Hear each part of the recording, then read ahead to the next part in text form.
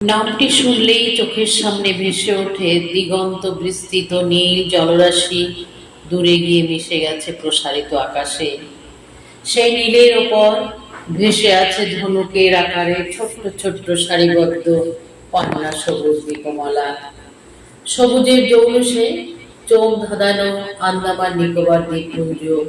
রোজকার শহুরে ক্লান্তিকর একঘেয়ে জীবনযাত্রায় ক্লান্ত মানুষের চোখের আরাম, মনের বিশ্রাম। আন্দামান তোমার অতুলনীয় ঘন সবুজ ও নীলের সমারোহ সকলের দৃষ্টি আকর্ষণ করে।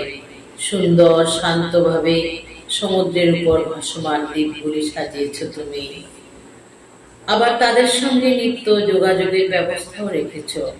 সন্ধ্যায় যখন দ্বীপে দ্বীপে আলোগুলো জ্বলে ওঠে আর তোমার রাজধানী আলোতে ঝলমল করে ওঠে, তখন কি অপূর্ব দৃশ্য! এই আন্দামানে বাঙালি বসতি স্থাপন কিভাবে হয়েছিল তারই একটু লেখা তুলে ধরব। 13ই মার্চ 1949 সালে আন্দোল উদ্বাস্তু শিবির থেকে 100টি বাস্তুহারা বাংলাদেশ হতে রিফিউজি হয়ে আসা পরিবারকে নিয়ে খিদিরপুর জাহাজ বন্দর থেকে এসএস মহারাজ নামক জাহাজটি ছেড়েছিল কালাপানি আন্দামানের উদ্দেশ্যে। জাহাজের যাত্রীদের মানসিক পরিস্থিতি, মনের পরিস্থিতি ও উদ্বেগ নিয়েই কল্পনা এবং সম্পূর্ণ আবেগময় ভাবনা দিয়ে লেখা এই কবিতা কালাপানির হাতছানি। কুল নেই, কিনারা নেই, নেই কোনো ঠিকানা, থই থই জলরাশি, উথাল পাতাল ঢেউ, গন্তব্য কোথা কোন দেশ সবই অজানা। নীল কালো জলরাশির খেলায় অগভীর সমুদ্র পাড়ি, যাত্রী সহ বিশাল জাহাজ চলেছে হেলে দুলে। 100 পরিবার, বৃদ্ধ পিতামাতা, সন্তান মাতৃ করে। সবার মনে প্রশ্ন জাগে, এই যাত্রার শেষ কোথা হবে? কোথা পাবো খাদ্য বস্ত্র বাসস্থান? আবার কি ফিরে পাবো বাংলার ন্যায় মাতৃস্থান?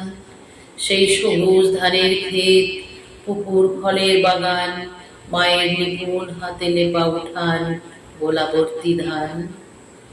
হৃদয় গহীনে বেদনার সুর বাজে, পুরানো স্মৃতি সেজে ভোলা দায়। কোথা সেই শান্তির ভূমি, সকল দেশের সেরা জন্মভূমি, আলপনা আঁকা তুলসীতলা, মাটির উনুনে খাঁটি গাইয়ের দুধ টকবক করে ফোটে। আজ হেতা শিশুরা কাঁদে দুধের তেষ্টায়, মা যেথা নিরুপায়, দুনয়নে অশ্রু বাঁধ নামানায়।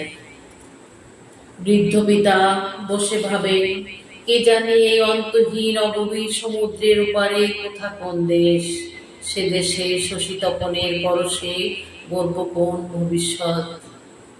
দুশ্চিন্তায় নিদ্রাবিহীন যাত্রীরা নিঃশব্দে কাঁদে।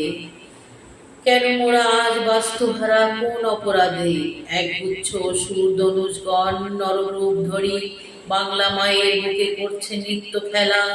নির্মম নিষ্ঠুর অত্যাচারে সোনার বাংলা হলো ছন্নছাড়া, বাংলার সন্তানেরা হলো বিপন্ন দিশাহারা। সহসা জাহাজে শব্দের কোলাহল, ভাবনায় বাঁধ ভাঙে।